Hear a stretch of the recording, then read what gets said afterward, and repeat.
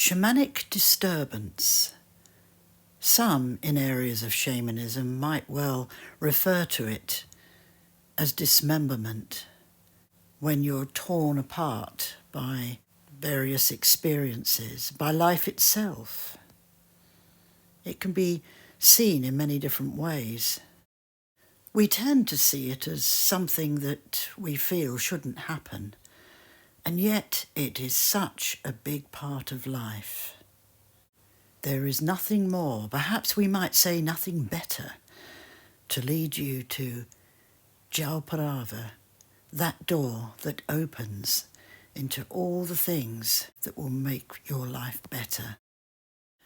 So we might say that shamanic interaction begins with shamanic disturbance and then follows through to shamanic enlightenment or Jal Parava. It's a process. The ancient people would possibly see it as a craft, that you can't have one without the other, and by getting through one of them, disturbance, you arrive at enlightenment, awareness, along with an ability to develop more insight, a closer connection with the other world. And this is what shamanic interaction needs to involve. I've been inspired lately to talk about the discomfort a lot of us feel as we move through life, when we encounter problems or struggles, anything that really disturbs us. Now, the reason why I say it's an art or a craft is because we have seemingly lost the ability to perceive life as being full of ups and downs. And we've developed this idea lately that we should naturally feel happy and content, sometimes on a high. We should feel good. Of course, this is unquestionable. We do like to feel good. We do like to feel that we are achieving success. But life delivers us ups and downs. Life delivers us disturbance. And if we are not disturbed in life, if nothing ruffles our feathers, or something keeps us awake at night, or something makes us annoyed, or something gives us fear or doubt or anxiety, we do tend to think that we won't get through it, or it shouldn't be there. There are all sorts of ideas and beliefs we attach to problems. And another reason why I'm inspired to talk about this is because the area of shamanism tends to contain such a showy persona, if you like, a glamorous persona. We've lost sight of what shamanic interaction is in terms of the mirroring effect that I often talk about. Now, the mirroring effect is all about reflection. And reflection isn't just a case of looking at yourself in a mirror. Reflection clearly has another meaning, and it means to reflect upon, to reflect about something, to stop and think about something. In many ways, we seem to have lost the ability to reflect because we're so obsessed with self-image today. Selfies, looking at ourselves, our self-image is really gone through the roof. And this can lead us quite easily to an attitude of narcissism. But there is a healthy way of looking at ourselves, and that is to reflect upon ourselves and where we are at this moment in time in our lives, just as the natural world tends to do. There is no better way to see and understand the nature of the other world. Considering we turn to meditation a lot, one would think that we have not lost our powers of reflection, but from where I stand and from what I see of the art of reflection, that very few people are able to step back, pause, press the pause button, think a little bit, and work out what is going on, what situation we are in at the moment, and what we can do about it. And this will invariably involve disturbance. Now, most people who want to learn about shamanism don't consider that they are likely to become disturbed. Now, in neo-shamanic classes, that's unlikely to happen because most teachers will want to put a sticking plaster over everything, and they'll want to talk about the idea that we can practice shamanism by banging a drum and by entering otherworldly states, and hey presto, we can heal people. Now that is a load of rubbish. And I'm heard to be able to say that. It is. And the reason I say this is because that isn't what healing is about. And if you are encountering some kind of disturbance in your life, then you've got the perfect prime ingredient for reflecting, for bringing a mirror up to the situation, reflecting on it, and working out what you can do as the waves are churning up, as everything is churning up, as your thoughts are giving you nightmares. All sorts of things that might happen is a sign that you can look for a solution through reflecting on what is happening.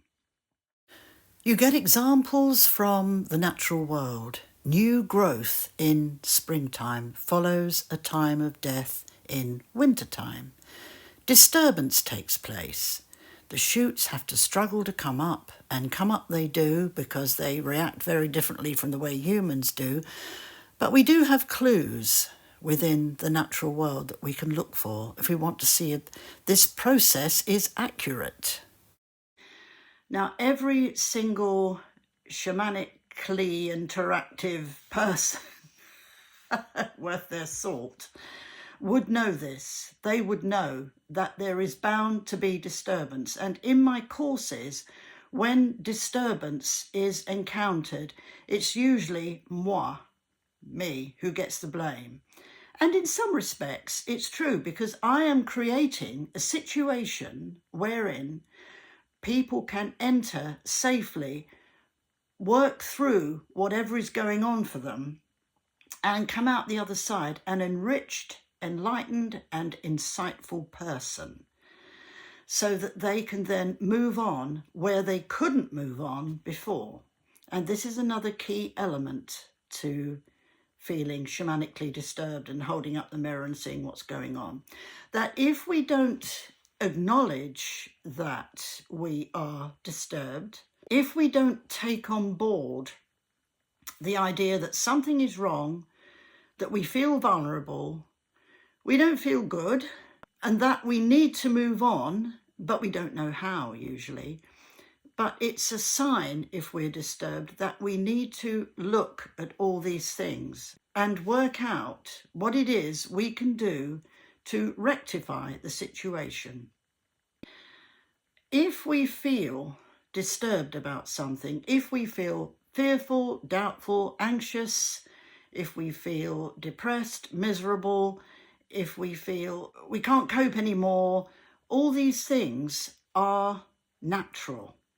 Now, I say natural because natural in the sense that life, the greater ancestors, sky, sun, moon, earth, everything has delivered this to us in this life so that we will hold a mirror up to it, see it for what it is, experience Parava.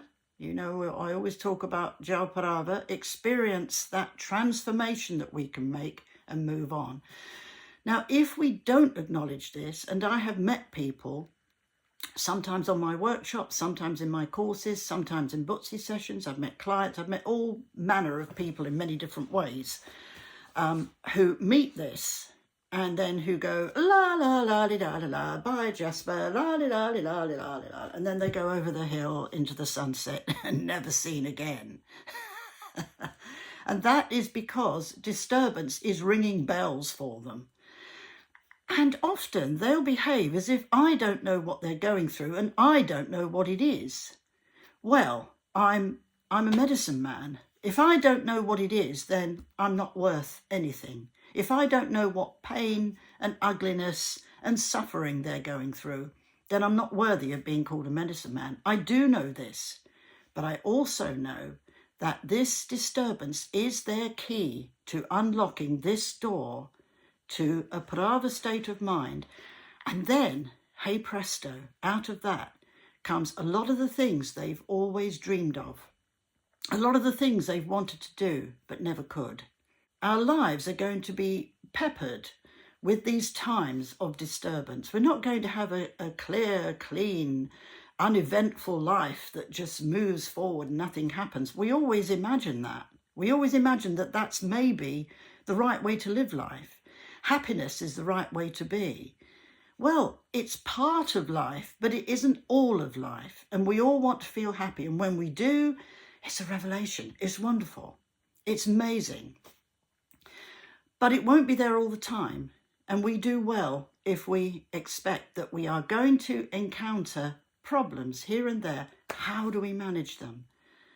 That's the thing. What tools have we got inside to be able to manage them? When disturbance churns up that water, when it attacks you, what do we do? I can guarantee that without any kind of disturbance, you will be the poorer. If you do not acknowledge that disturbance and if you do not see it as something that's tapping you on the head or on the shoulder, on the back, wherever, that's tripping you over, if that occurs, then it is a sign to move forward and to tackle it and to work out what is behind it. It's like having a big, thick curtain in front of you, disturbance, and you can't see beyond it.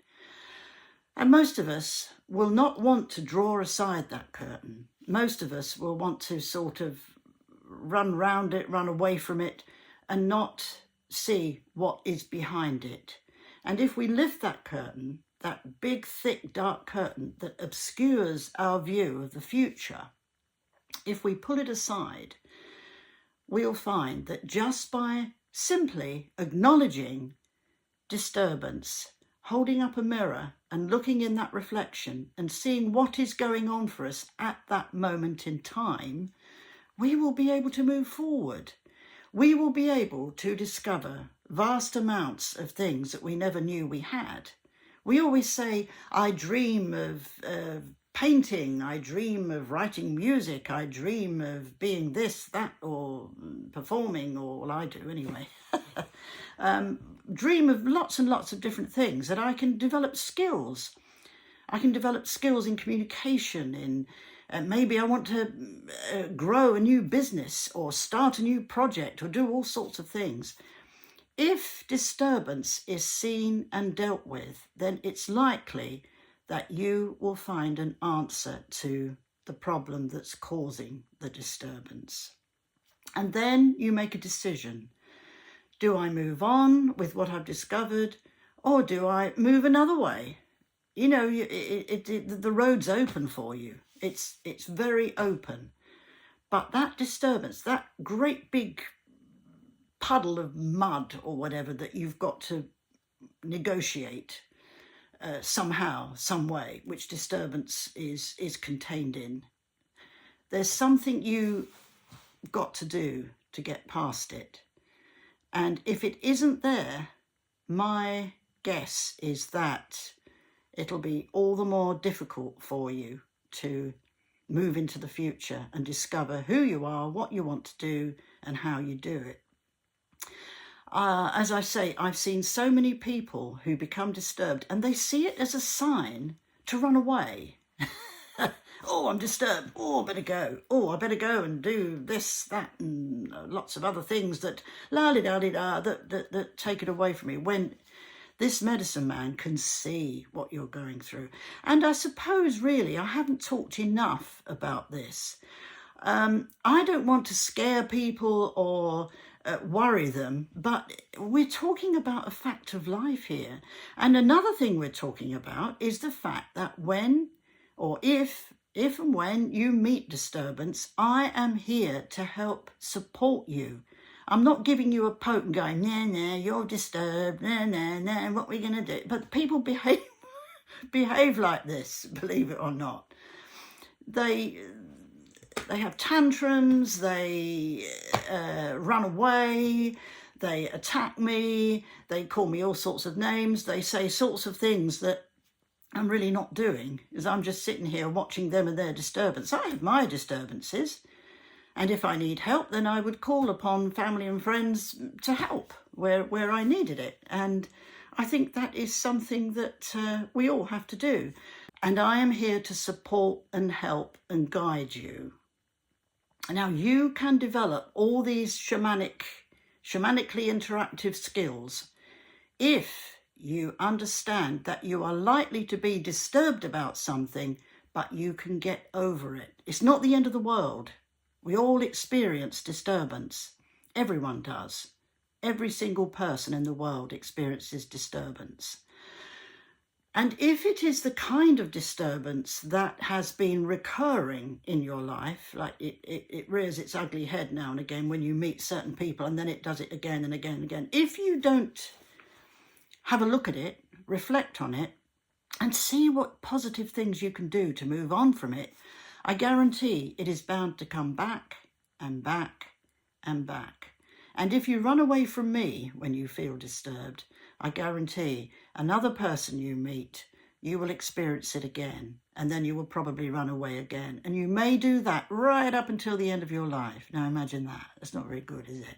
Because you'll die and go, oh, I'm still disturbed. Perhaps my ancestors can help me. And they say, why didn't you deal with it when you were there? Why didn't you deal with it when you were on Earth? That's what it was for. Oh, I didn't think of that. I didn't think of dealing with my problems while I was here in this life. Oh dear, we've come so far from understanding what learning about life is all about. Let's see that we are in a good position here now. Here we are. We in the West, we're in a good position. If we're studying shamanic interaction, if you're studying it with me, you'll learn about what it's all about without all the paraphernalia, without all the neo-shamanic stuff, whatever. If we're here, we've got the perfect situation to pull up our socks, knuckle down, and deal with some of the things that we find that put the shits up us, that give us a lot of grief. We can find these things and move on and find where we need to go. And imagine how glorious that can feel. If we go through Jal Parava, if we meet Jal Parava in a structured way, in a calming way, in a way that can speak to us. Jal Parava, I always think, is very poetical. It's something that touches all those places and helps us to see, think clearly, helps us to be something quite remarkable. I often think that experiencing Jal Parava is like being a raindrop, or being a colour in a rainbow, or being moonlight, or being a blade of grass, or being even a flash of lightning. It's being something natural. That's what Jal Parava means. It means looking at your disturbances, they're the beginning, holding up the mirror, reflecting on them, working out what you can do to move forward, and it's not a big deal. Finding the support from someone like me, a group of people who might be around you, and then move on, and then you can help others do the same. And it's a very moving experience. It's very moving. to experience Jal Parava. But it does start with feeling disturbed. I can't see it any other way. That's the realistic side of it all. And it's not that bad. It isn't that bad. I'm worried about this or I'm worried about that. Let's support each other. Let's go through these lessons in life. That's what we're here for. We're here to learn, to understand, to grow, and then to discover what we've got within ourselves that we can use to help others, pass on to others. And that is the way you will become something close to a shaman. You won't do it by getting the rattles and the bells and the drums and all that stuff. That won't do anything. It's got to start with you. Then if you have a drum and a rattle and the bell and the rang and everything else, then it'll make a difference. But you can't do it before you've done that. That's why I talk about shamanic interaction in the way I do, because too many courses out there are fobbing you off. They're taking money and fobbing you off and telling you you can become a shaman. And it's usually a Westerner who's learnt it from a Westerner who learnt it from John down the road. I did another video about this, about tribal roots. And they've learnt it from and maybe they started off in Peru or Mexico or somewhere or other or something like that. But that's not Western. This is a Western, a truly Western Indo-European approach. And that is what we want. That's what we need. We need now to have this approach. We need now to understand what lessons in life are about, to feel disturbed.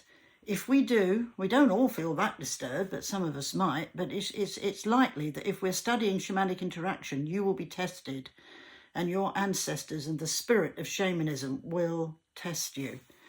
And you'll be asked to go through some stuff that you've never faced before. And when you do, you will become that wonderful colour in the rainbow. You will become the feeling of a bird flying in the sky.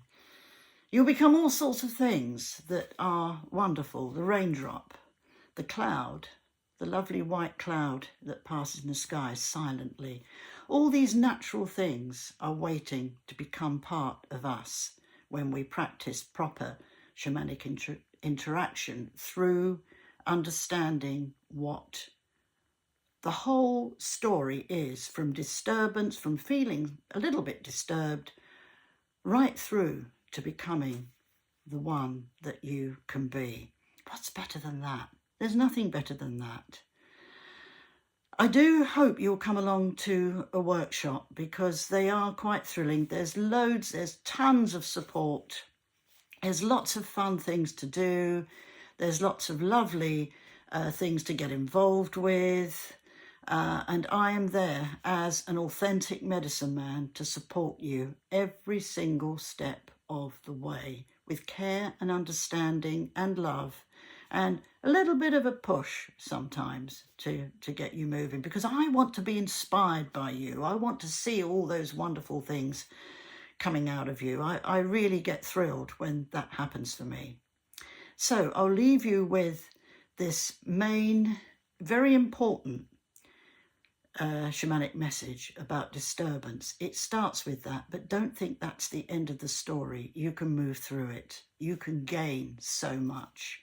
So I leave you with the message that I hope that I, in some way, disturb you.